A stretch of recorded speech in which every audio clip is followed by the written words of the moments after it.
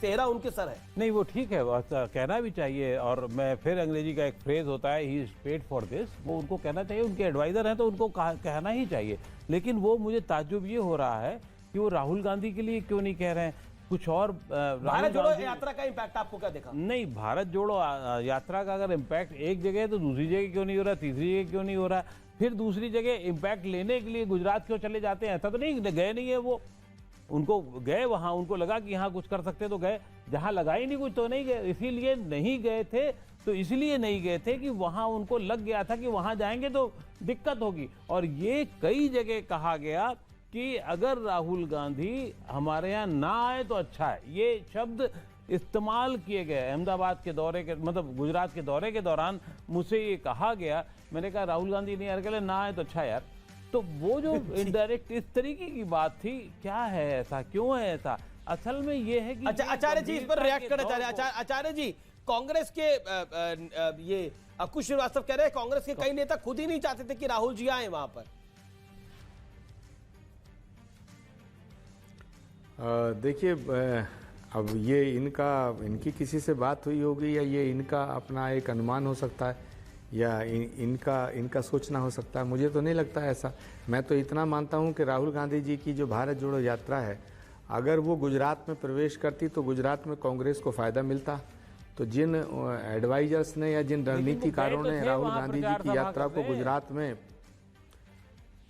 नहीं वो इंडिविजुअल रूप से गए थे, भारत जोड़ो यात्रा नहीं गई थी।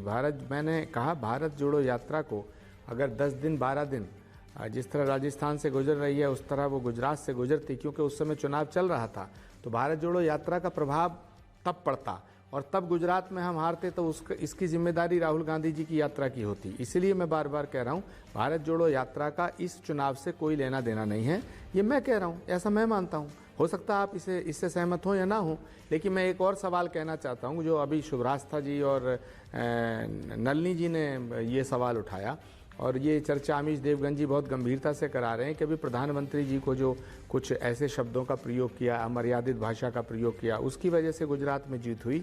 तो मुझे लगता है कि ये प्रधानमंत्री जी के काम और वहाँ की सरकार के काम काज को कम आंकना होगा। कारण है गुजरात की जनता क्या एक वजह से नहीं, क्या एक इस वजह से गुजरात की जनता ने कांग्रेस को हरा दिया? मुझे लगता है कांग्रेस की जो हार है उसकी और वजह हैं, उसकी और वजह हैं। और कांग्रेस के भीतर बड़ी गंभीर बीमारियां हैं।